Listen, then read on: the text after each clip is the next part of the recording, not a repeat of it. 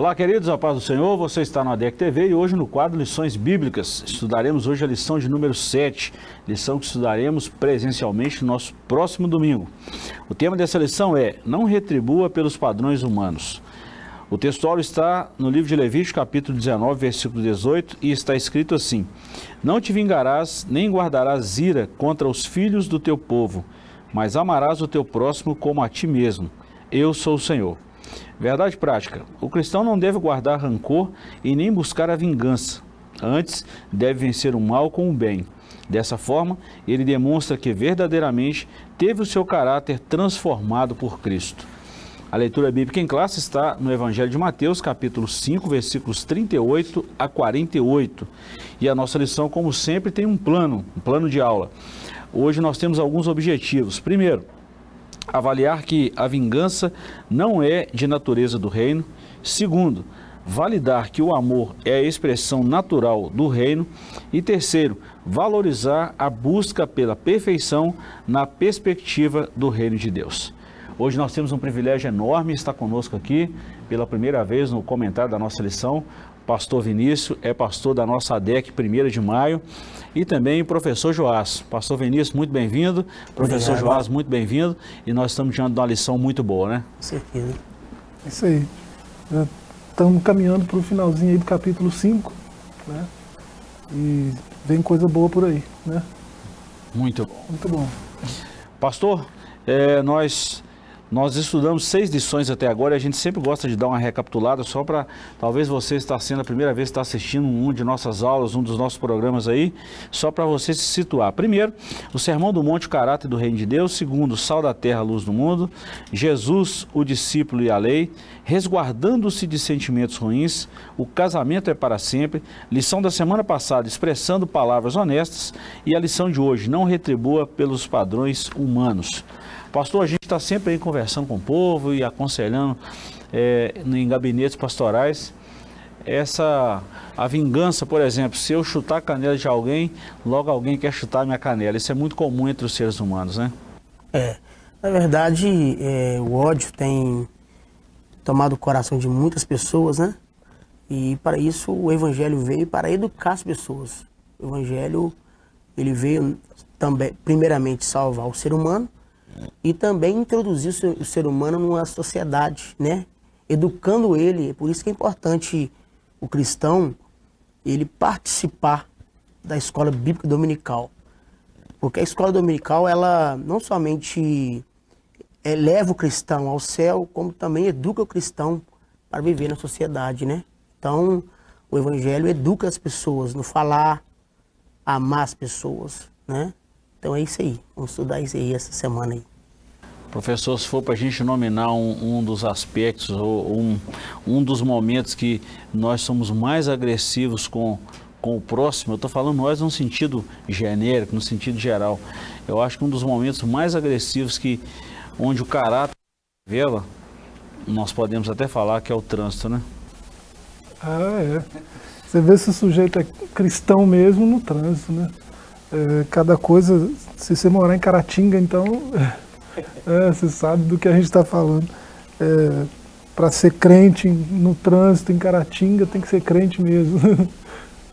Não assim, a forma como a gente reage a certas coisas, né, mostra o que tem dentro da gente, né? Se a gente é cidadão do reino, a gente está cheio das palavras do reino, né? A gente está cheio do espírito do reino, do caráter do reino. Então a gente reage de uma forma totalmente diferente da que a sociedade está acostumada a ver, né? E assim, nada mais assim, latente assim, do que o trânsito, né? O trânsito é um exemplo muito bom disso aí. A gente está falando isso aqui, e quem está em casa, o pastor já foi logo na raiz, mas eu gosto de fazer isso exatamente para as pessoas entenderem, para os nossos irmãos, amigos que estão sempre nos acompanhando, entender exatamente como nós reagimos frente a uma opressão, frente a uma adversidade. Amar o próximo como a ti mesmo, você amar o seu amigo é fácil. Agora, quando você ama alguém que está te causando mal, você está expressando o que o reino está te mostrando, né? O que Jesus fez, ele amou as pessoas, chamou os traidores dele de amigos. Então, um exemplo muito clássico nós temos do próprio Senhor, né? Que ele fez isso, o servo da humildade, né? Então vamos estudar isso aí. Muito bom. Introdução. Quando as pessoas nos ofendem, muitas das vezes a nossa primeira reação é desejar a vingança. Mas Jesus, ao contrário, diz que devemos fazer o bem àqueles que nos ofendem. Ao invés de nos vingar, devemos amar e perdoar. Isso não é uma coisa natural, é sobrenatural. Somente Deus pode nos dar forças para que amemos como Ele ama. Eu me lembrei, a leitura bíblica em classe está no versículos 38 a 48 de Mateus 5, professor, mas eu lembrei do versículo 12 desse mesmo capítulo, já estudamos isso aqui. Alegrai-vos e exultai-vos e alegrai-vos quando mentirem, disserem todo mal de vós por minha causa. É grande vosso galardão no céu. Rapaz, Jesus usou sim esse termo assim, de uma forma bem literal, real, e isso para nós é algo bem paradoxal, mas a gente precisa viver dessa forma. Com certeza, e na verdade a gente estudou, como o senhor mesmo disse, quando Jesus falou assim, bem-aventurados os que choram, porque eles serão consolados. No termo, se você pegar no original, é alegres são aqueles que choram, felizes são os que choram. Então, às vezes, chorar causa uma emoção muito ruim no ser humano, né? É um sentimento bem complicado até de explicar. Mas Jesus falou que é bem-aventurado aquele que chora. E tem gente que chora por causa de uma perseguição, tem gente que chora por a perca de um ente querido da família, que não vem o caso da nossa lição, mas dentro do contexto que a gente está falando. Então, às vezes, quando você expressa o sentimento da sua alma, você acaba expressando os valores do reino, né? Professor? O nosso parâmetro é muito alto, né? O nosso paradigma, que é Jesus, é muito alto. Amar como Ele não é fácil. E o que Ele ensina aqui é dar outra face para quem te bate, né? Quem pediu o terno, você dá também a camisa. Não é simples o amor de Jesus. E a gente precisa de força mesmo para exercitar isso, porque eu creio que a partir do momento que você é inserido no reino de Deus, né, no reino dos céus, você é capaz de viver esse amor, de expressar esse amor. A partir do momento que você nasce de novo em Cristo, você é inserido no reino, esse caráter já se desenvolve em você, né? Mas é também questão de escolha. Eu acredito muito nisso, né? Então não é nada simples, não é tão simples como parece, né? Verdade. Pastor Luciano Subirá, no Graça Transformadora, ele fala muito dessa graça progressiva, né? A caminhada do cristão com Jesus, a mudança de vida. E é muito importante, a gente está sempre falando de alguns livros aqui, julgando alguns insights, é muito bom. E a nossa vida é um caminhar, né, pastor? A gente precisa todo dia melhorar para uma coisa. Paulo falou que a cada dia ele morria para uma coisa, exatamente porque ele descobriu que aquilo não era bom, não era agradável para a convivência, para o testemunho cristão, e aquilo tinha que ser eliminado da vida dele, assim como precisa ser eliminado da minha.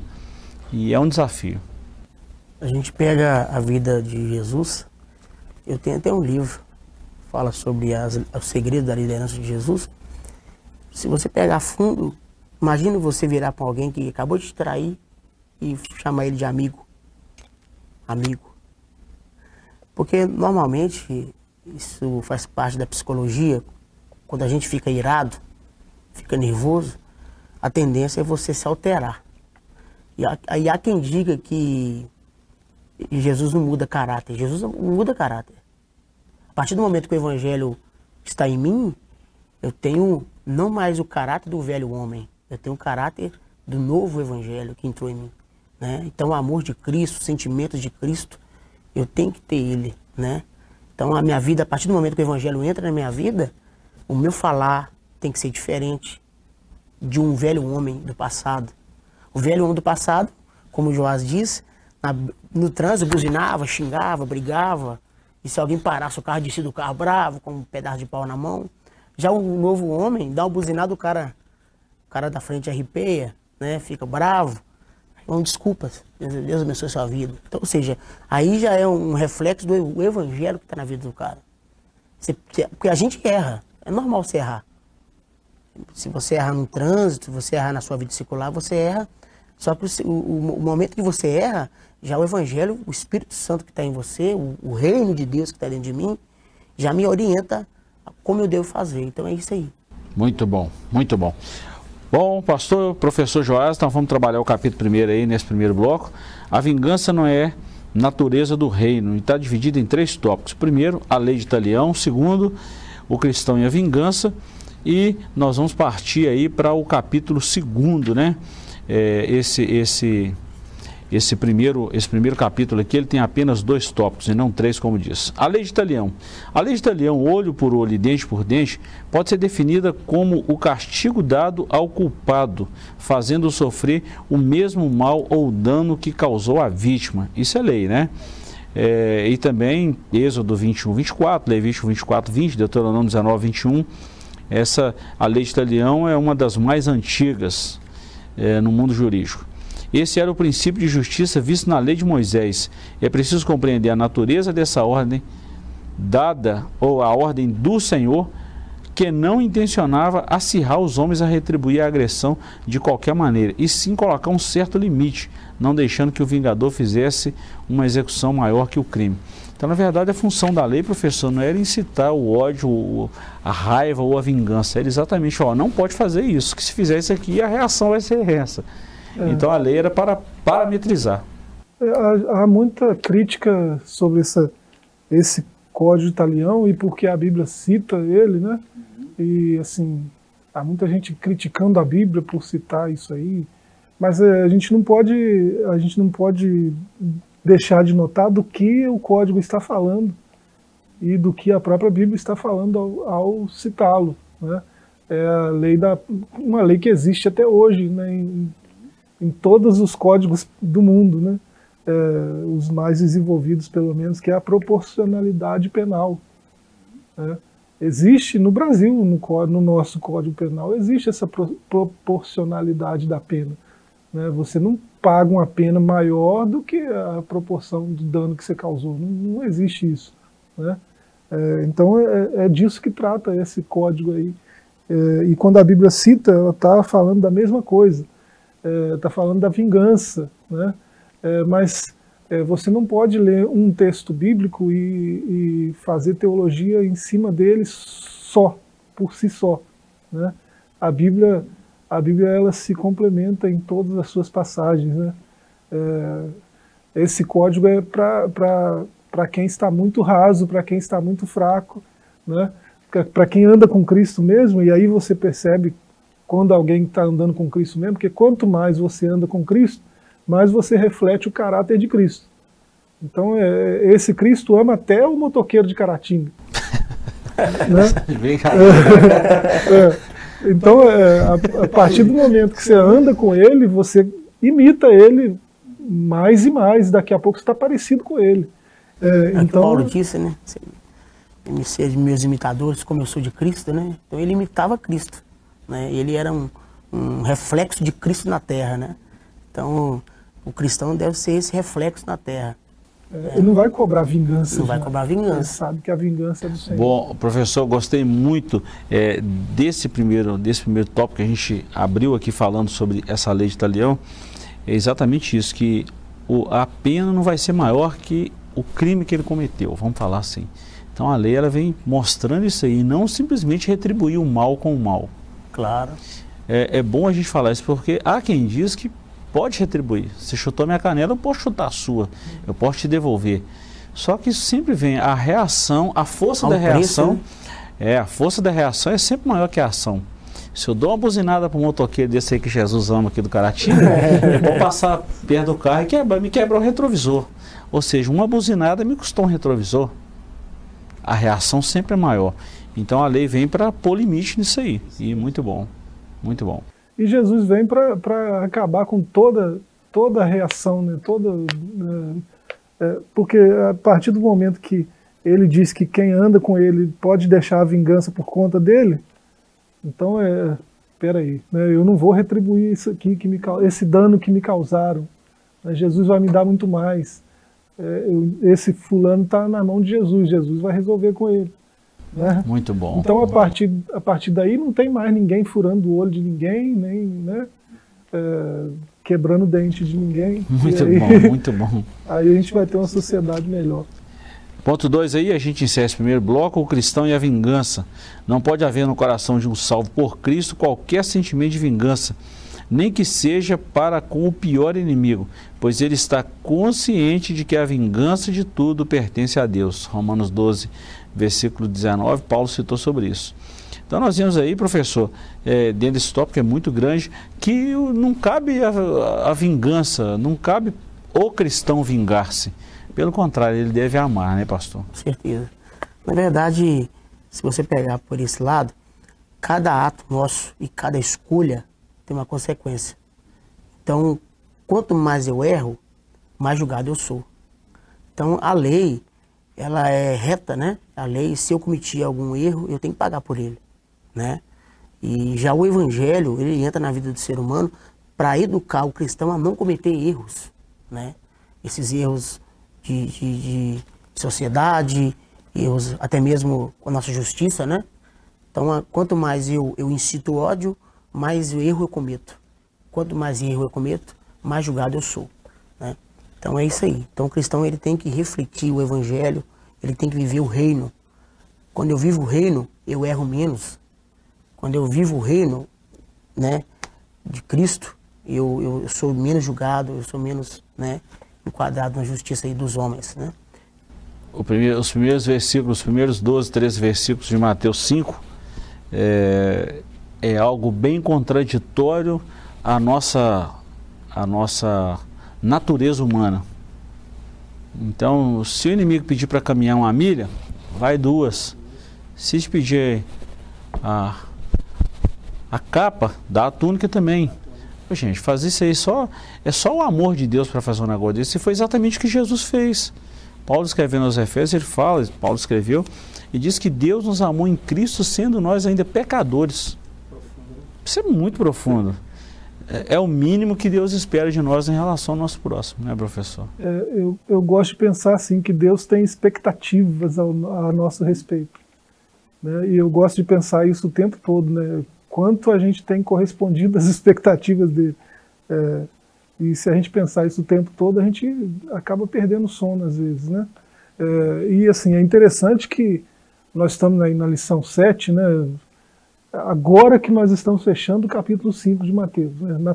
Na próxima semana que nós vamos entrar no 6. Mas até aqui Jesus já falou, antes de falar isso que ele está falando sobre vingança, ele já falou de justiça, da justiça do reino, e ele tomou referenciais, os maiores referenciais de justiça daquela sociedade, daquela época, colocou eles como parâmetro, falou, se a justiça de vocês que andam comigo não for maior, não exceder a desses aqui, vocês não vão entrar no reino dos céus, né? Então, se isso não tira o sono de nenhum cristão, né, o que vai tirar? O que vai tirar, né? Faz a gente pensar, né, professor? Faz a gente pensar. Fechando esse bloco aqui, a sinopse do tópico 1 do capítulo 1 aí. O cristão não revida o mal de acordo com a lei de Italião. Ele não se deixa dominar pela vingança. Isso aqui é muito bom, professor. E, pastor, nós não podemos deixar, eu não posso deixar a minha vida, minha mente, meu coração ser dominado pelo mal. Ou ser dominado pela vingança. Porque a vingança acaba sendo um mal, pela reação, pela força exagerada, né, que a gente quer tirar satisfação e coisas semelhantes. Faz a gente pensar. Nós vamos para um pequeno intervalo, professor, pastor, nós voltamos já com a segunda parte dessa lição maravilhosa, a lição de número 7. Não saia daí que voltamos já.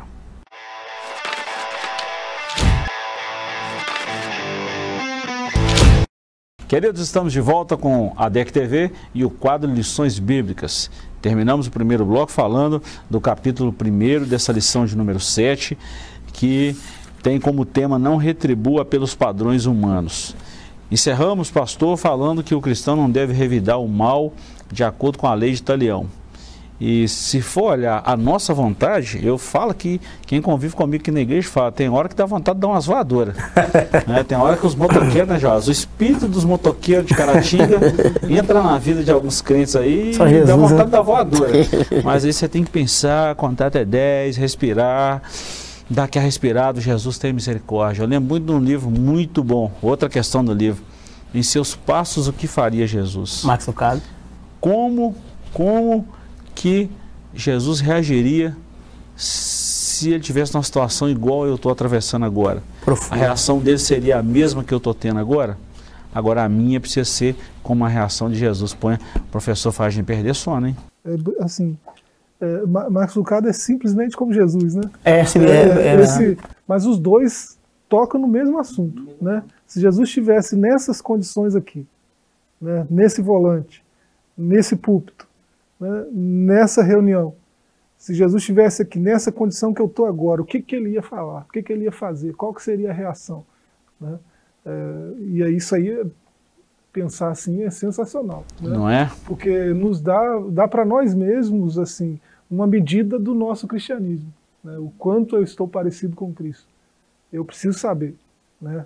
Para saber, eu ando com Cristo há mais de 20 anos, então meu cristianismo era para ter avançado em algum nível. Se não avançou, peraí, como é que eu estou passando esse tempo todo dizendo que sou cristão e assim, eu não subi um degrau para parecer mais com Cristo? Não evoluiu Então, nada, não evoluiu nada. Então isso é sensacional. Livros como esses aí. Um outro livro muito bom, você já deve ter lido, pastor, você também, Joás, professor Joás, Amigo de Pecadores. Foi um dos melhores livros que eu já li nos últimos 10 anos. Ele, muito bom.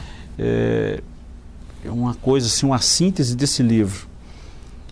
Jesus só mexia com os camaradas assim, problemático, noiado da associação, da sociedade. Problemático, que esse cara que é a escória da sociedade. Teve ponto de pessoas falar assim, vai comer na casa de pecadores, vai comer na casa de publicano. Veio Moisés que exigia, Moisés era radical. Veio João Batista que exigia, João Batista era radical. Veio Jesus que aproximava dos pecadores, Jesus é liberal demais. Então os fariseus é fariseu, não tem jeito. Só que a diferença de Moisés, de João Batista, de qualquer outro profeta, é que eles não conseguiam mudar a vida de ninguém. Mas todos que tiveram acesso a Jesus, esses pecadores, essas escórias da sociedade, todos tiveram a vida transformada. A diferença está aqui. Então isso faz a gente pensar, será que ele está transformando a minha vida, o meu caráter e trabalhando o meu comportamento frente às reações, às adversidades da vida? A lição vem falar disso aí.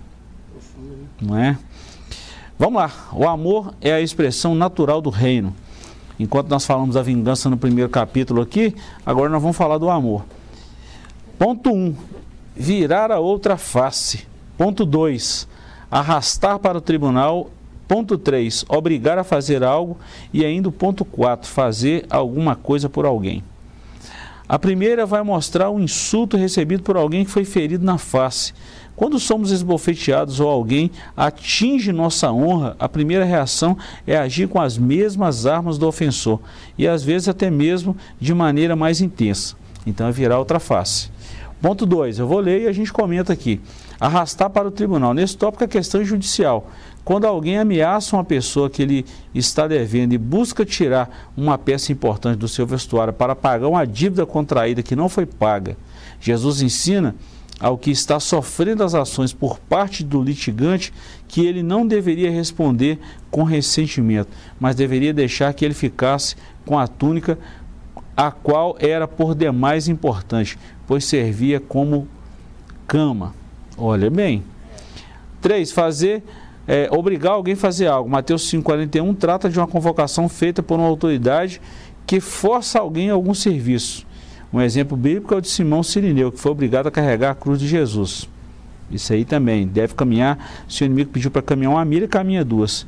E a mais importante, fazer alguma coisa por alguém. Pastor Joás, professor Joás, virar a outra face. Isso é dificílimo. Querer tirar satisfação e arrastar alguém para o tribunal. Hoje isso é muito comum.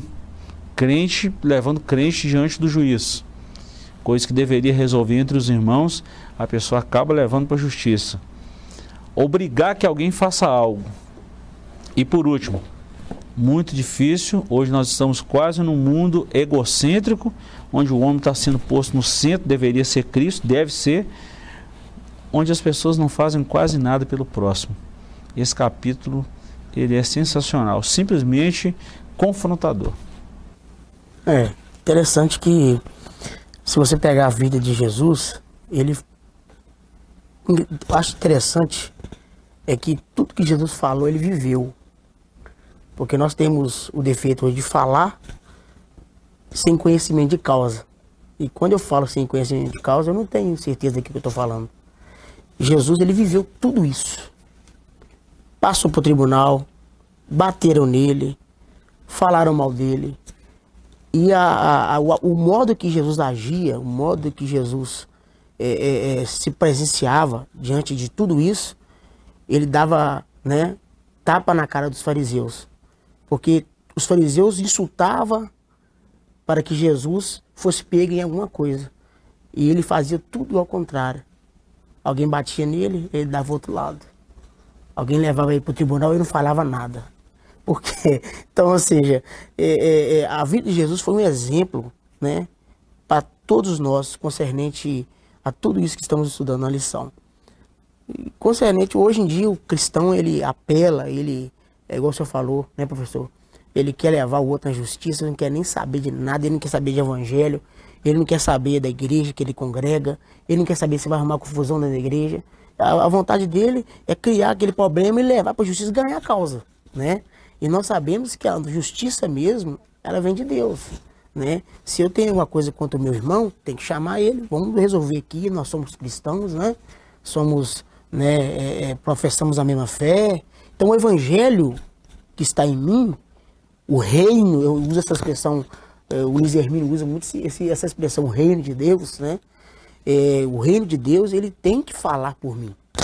Porque se eu sou um cristão e eu não amo ninguém, eu penso mal do meu irmão, alguém me fere a minha face automaticamente falando em outro sentido, alguém está me perseguindo, e eu professo e ajo totalmente diferente do que a Bíblia diz, então o reino de Deus não está em mim, né?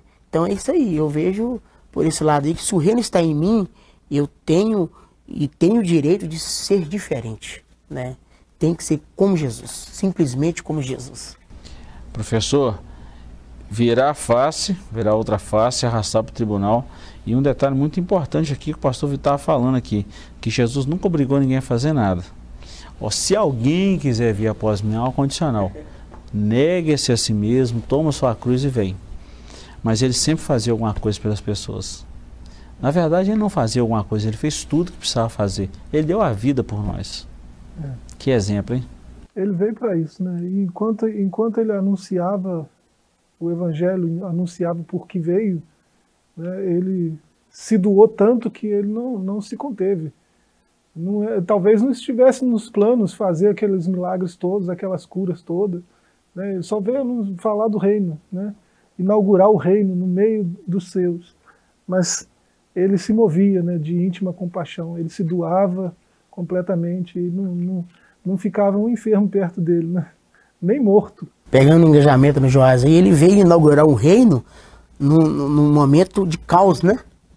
O reino veio para estabelecer, tanto espiritualmente, como também socialmente falando, né?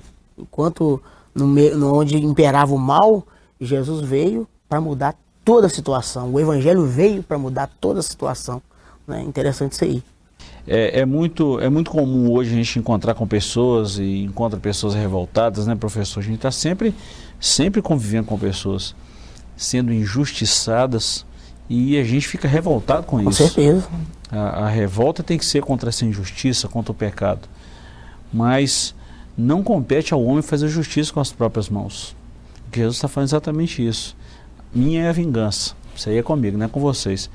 Vocês vão agir de forma diferente, mesmo que no ponto de vista de vocês estão sendo injustiçados. Isso aí mostra a liberdade que Jesus está oferecendo. Exatamente. Não tem parâmetro nenhum assim, na filosofia, na sociologia, que se equipara a essa liberdade que ele oferece. Né? Eu tenho liberdade para vocês, vocês vão ser verdadeiramente livres. Né? E isso implica uma liberdade nesse nível, de alguém que leva uma bofetada no rosto tenho o direito de devolver, mas não quero. Você não quer dar um soco no outro lado, não. É uma escolha, né, Joás? Tipo assim, isso é metafórico, mas também é muito ilustrativo dessa liberdade que Cristo É uma escolha dele, eu não quero, né? Eu tenho direito de o reino falar por mim. Você olha o Simão aí carregando a cruz, né? Qualquer romano nessa época tinha esse direito. Eu tô com essa carga pesada aqui. Todo mundo que está... Eu sou romano. Todo mundo que está em volta tem obrigação legal de me servir, pelo menos por 1 milha. Interessante. Então, mas com Jesus, a liberdade que ele oferece é tão grande que, não, eu vou te servir 1 milha. Enquanto eu estiver nessa milha, eu sou seu escravo. Sou seu servo, estou te servindo. Mas e a milha seguinte? Se alguém te mandar caminhar 1 milha, caminha 2. A segunda eu sou voluntário. Isso aí. Eu sou tão livre que eu vou te servir, mas não é porque você me obrigou. Eu vou te servir. Sou voluntário. Eu sou livre para fazer isso. Né? Então eu sou tão livre que se eu quiser servir, eu sirvo. Olha só. Eu tive a oportunidade de conversar com alguém esses dias agora, professor, e vejo quantas pessoas estão presas em ressentimentos. A verdade é que muitas das vezes as pessoas que se sentem ofendidas, e que não liberam o perdão, elas ficam presas, ficam enjauladas nesses sentimentos, e a pessoa que ofendeu está vivendo a vida dele, está seguindo, e ele nem tá lembra preso, mais. Nem lembra mais, e ele está seguindo aquilo ali. A recomendação da Bíblia é o ofendido liberar o perdão. Com certeza. E procurar, talvez, em alguns momentos, que o ofensor nem sempre vai lembrar. Mas se o ofendido lembrar, falar, rapaz, eu quero te pedir perdão, você ficou chateado da nossa última conversa, a pessoa vai lembrar e falar, peraí, não é você que tem que pedir perdão, sou eu. E há um conserto e aquilo ali é sarado. É exatamente nesse quesito que Jesus não obriga, pelo contrário, ele ensina a gente a ser voluntário, né? Ensina a gente a enfiar o ombro debaixo da carga dos outros e carregar juntos, e abrir mão de toda a retaliação. A verdade é essa. É uma ação, caso uma reação, né? Exatamente. Não é isso? Muito bom. Gente, nós precisávamos ter pelo menos aí mais uns 40 minutos, professor, mas o nosso tempo não para e nós temos aí mais 3 subtópicos para a gente tratar. É o capítulo 3º, buscando a perfeição de Cristo. Antes da gente falar desse capítulo 3º, deixa eu só ler a síntese desse capítulo 2º aí. O que procede do coração e permeia o pensamento do homem determinarão o seu comportamento. Isso é muito sério, desde a lição passada a gente está falando, né? O homem é o que o homem pensa. E o homem é o que o homem fala. Então o coração a boca fala do que o coração está cheio. Ela vai falar isso agora. Né? Então se a minha boca está falando coisa besteira, demasiada, é porque o coração, a mente está cheio de besteira, cheio de coisas idiotas. E Jesus vem mudando esse comportamento exatamente para o homem ser uma fonte de água potável, uma fonte de água doce, e não água amarga. A partir do momento que eu vivo isso aí, o cristão ele tem que ser diferente. Ele tem que ser diferente. Precisa ser, né? O modo de falar, principalmente. Tem gente, a mãe tá lá fazendo o filho quebra o meu filho tal, solta aqueles palavrão. E é crente, tá na igreja. Canta de oração, canta com playback, canta na igreja, prega. Então, ou seja, o coração daquela pessoa não tá bem, né? Não tá bom. Porque eu falo aquilo que o meu coração e a minha mente está cheia. Se eu estou cheio de Deus, eu vou falar coisa boa. Não é? Então, muito bom. Capítulo 3º, buscando a perfeição de Cristo.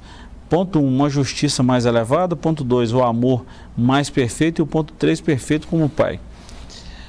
A exigência de Mateus 5, 43 e 48 revela uma justiça muito elevada, incompatível com a natureza humana caída. O Senhor Jesus disse que devemos fazer o bem àqueles que nos fazem mal. Olha que algo paradoxal.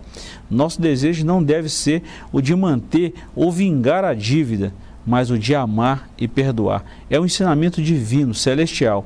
O Sermão do Monte é taxativo. Em vez de planejar vingar-se, ore por aqueles que o magoam. Olha que coisa. Ainda o ponto 2 e 3. O amor mais que perfeito. O verbo amar aparece em Mateus 5,43. É agapau. É o amor que nós chamamos no nosso português de ágape, né? O amor de Deus. É o amor que sabe receber com alegria, acolher, amar eternamente. É o amor que está satisfeito, está contente sobre ou com as coisas. Esse amor só está no crente porque foi derramado por Deus no seu coração. E terceiro, perfeitos como o Pai. Parece inatingível o que Jesus elucidou. Sede vós, pois, perfeitos, como é perfeito o vosso Pai que está no céu. Aí vem uma pergunta: será que temos realmente a perfeição plena e divina? Ou será que nós precisamos caminhar nessa graça, né? Eu vou até usar esse termo, graça, essa graça gradativa, né? Professor e pastor, nós precisamos, você citou aqui o texto dos fariseus, né? Que Jesus falou que se a nossa justiça não exceder a dos fariseus, você não tem parte comigo. Se o amor não estiver em evidência, também não vai funcionar. E se nós não trilharmos os mesmos passos de Jesus para sermos imitadores dele, também não vai resolver a situação. A gente conhece, ultimamente a gente tem andado com muitos homens da justiça e da nossa cidade, né? E a gente conhece homens que são exemplos de justiça, né? De caráter de justiça. Você imaginar que qualquer cristão deve exceder em justiça, porque é isso que Jesus fez, pegou o maior parâmetro social da época. Escribas e fariseus são os homens mais justos da terra, naquela época. A justiça de vocês deve exceder. Então, foi isso que ele fez. Você pega qualquer juiz de qualquer comarca aqui, né, juiz justo, reconhecidamente justo no seu caráter, na sua conduta, né, no seu julgamento, e você apontar para qualquer cristão de qualquer lugar, e a conduta dele, o caráter dele, a postura dele deve exceder em justiça a desse, né? Então é isso que é a expectativa de Deus para conosco. Olha só que coisa, né? Se é essa a expectativa, aí Jesus vem com essa aqui: sejam perfeitos como, né? Aí alguém lê isso e assusta muito, né? Mas Jesus está falando num contexto de amor divino, né? Então, perfeito aqui porque o amor de Deus é completo, né? Então, perfeito aqui é completo. Vocês devem ser completos. Não falta nada, né? Um amor que nos constrange, né? Completo em justiça, completo em amor, completo no trato, na liberalidade, por aí vai. Assim. Muito bom. E hoje é algo muito difícil, né, pastor? Hoje nós estamos vendo uma sociedade onde as pessoas estão buscando o seu bel prazer e o próximo que se lasque. É uma expressão grosseira, mas na cabeça de muita gente é essa. Eu quero até aqui fazer um repúdio, uma nota, que um pastor batista, infelizmente, a gente trata de situações como essa. Ele falou que os mendigos têm que morrer de fome. Isso dói. Se a igreja não puder ajudar, se a igreja não puder estender a mão, nós não estamos cumprindo o evangelho. Só porque não trabalha, só porque não teve uma oportunidade na vida, nós devemos amar. Até o nosso inimigo, a Bíblia manda a gente servir, manda amar, quanto mais uma pessoa que está numa situação difícil, de uma calamidade psíquica e emocional muito abalada. Então aqui fica aqui o nosso repúdio contra isso aí, a nossa manifestação contra isso aí, que a igreja precisa amar. Então nós temos que estender a mão, independente de quem seja. A igreja faz, não é porque ela está esperando nada em troca, ela faz porque é o dever dela fazer. É isso aí. No contexto do que Paulo falou, né, quem não trabalha então não coma, né, aquilo foi dito sobre um contexto, né? De uma pessoa específica. A gente não pode aplicar isso a todos os âmbitos sociais, a todas as coisas da vida, não, né? Existem contextos onde pessoas não podem trabalhar, pessoas não sabem trabalhar. Então, a igreja não tem como ensiná-los a trabalhar, a igreja não tem como ajudá-los a aprender. Né? Introduzir na sociedade. E enquanto faz isso, dá o alimento. Né? Exatamente. Será que a igreja não tem esse papel social também? Verdade. Jesus, a gente falou aqui, Jesus, enquanto cumpria a sua missão, matava a fome, matava a sede, curava a enfermidade. Né? Então, se a gente imita Cristo, né, até nesse papel de transformação social, a igreja deve imitá-lo. Uhum. A internet deu voz a muita coisa, tem muita gente que filosofando por aí afora e falando besteira. E a gente tem que vigiar, porque senão a gente fala também, não só fala, faz besteira. Justamente. Né? Pastor, muito obrigado pela contribuição de hoje. Professor Joás, muito obrigado. Vamos convidar o pastor Vinícius para estar com a gente aqui numa outra oportunidade. Se Deus quiser. E Deus abençoe o professor, Deus abençoe o pastor. Obrigado. Nós estamos chegando ao final dessa lição maravilhosa. Espero que você tenha gostado desse comentário da lição. E deixe aí os seus comentários, deixe o seu feedback. E nós fazemos um convite a você estar conosco presencialmente em um domingo, de 8 às 10, em qualquer das nossas igrejas Assembleia de Deus espalhada por toda Caratinga e a região aí do nosso campo, que é muito grande. Deus te abençoe, Deus te guarde e até a nossa próxima semana, se Deus nos permitir.